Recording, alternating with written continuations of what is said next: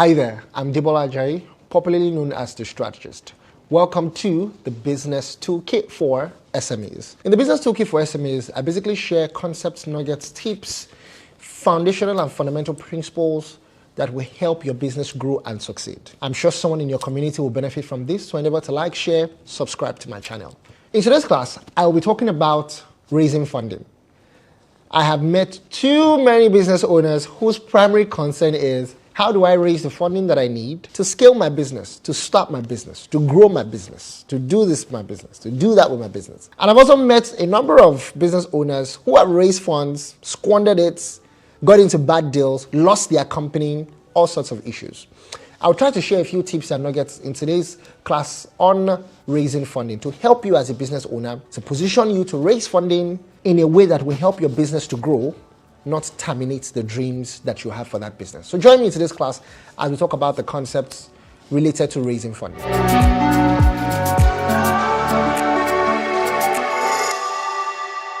Many entrepreneurs who desire to raise funds do not do the work of understanding the basics of what is required to facilitate the conversations necessary to achieve their goal of raising funds. A major document every organization seeking to raise funds must prepare is called the term sheet. The term sheet is essentially a basic condition of investment, which contains the stipulations and conditions around the fund sought. It defines what the company is worth before and after capital is injected into it, how much the investor seeks to invest, what type of investment it is, and so on and so forth. If they want to buy stock, or if they want to do what we call buy a note. Do they want to do preferred stock? Do they want to do some kind of financing, perhaps debt, non-convertible debt, convertible debt? And then what are the terms? What is the term of that financing? And how do they expect you to use the proceeds? Yeah, sometimes they even tell you how you must use the money. The one thing to know about a term sheet is it's not binding on the investor.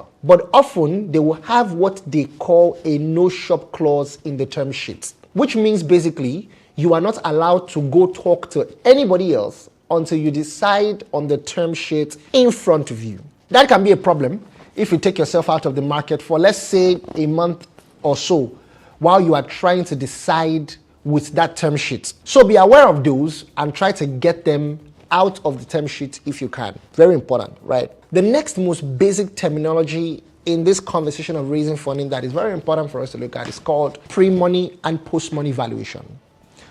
Now, this essentially speaks to what the investor says your company is worth before they put the money in. That's what pre-money valuation means. Pre-money speaks to what's the company going to be worth before I put my money into the company. What's it currently worth? I've met too many business owners, they want to raise funds. Have you done the valuation? Do you know what your company is worth? They don't know. How are you going to value your shares if you want to raise equity? They don't know, right? This is important. Post-money is what's the company going to be worth after money is put in. It's a very simple calculation, right? Pre-money plus the investment equals the post-money valuation. Now, why is this important? Well, it determines how much equity the entrepreneur is going to give up in the financing. If there's misunderstanding on how the financing is structured, there could be serious problems on your equity post-financing. So let me give you an example of this. Let's assume that an investor wants to make a $3 million investment in your company. If they say in the term sheet that the pre-money is $6 million, under the previous discussion where you simply take pre-money plus investment to post-money, that makes your post-money $9 million. You see that now.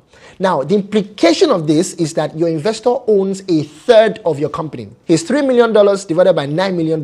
That's a third of your company. However, let's assume that the term sheet said that they're putting $3 million in, and then they say after that is put in, the post-money value of the company is $6 million. Now, what that implies is that at the end of the investment, they own half of your company. Because if your pre-money valuation was $3 million, and the post-money is $6 million, and they put in $3 million, it means they own half. So you have to understand which terms are in the term sheet and what it really means to you as an entrepreneur, as a business owner who is seeking to raise funds. If you don't understand these things, you could end up losing control by losing a significant amount of equity, and you could lose enterprise value upon exit as well. There are a lot of other things that are in the concept sheet, which we'll look at in subsequent videos, but you must begin to do that work of putting yourself together, positioning yourself properly, negotiating effectively, to raise funds in a manner that is most beneficial to your company and to your long-term goals, not just to the satisfaction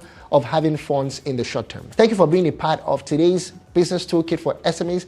I remain Debola Ajayi, popularly known as the Strategist. Do ensure to like, share, and subscribe. Someone in your community definitely needs the things that we talk about. Thank you.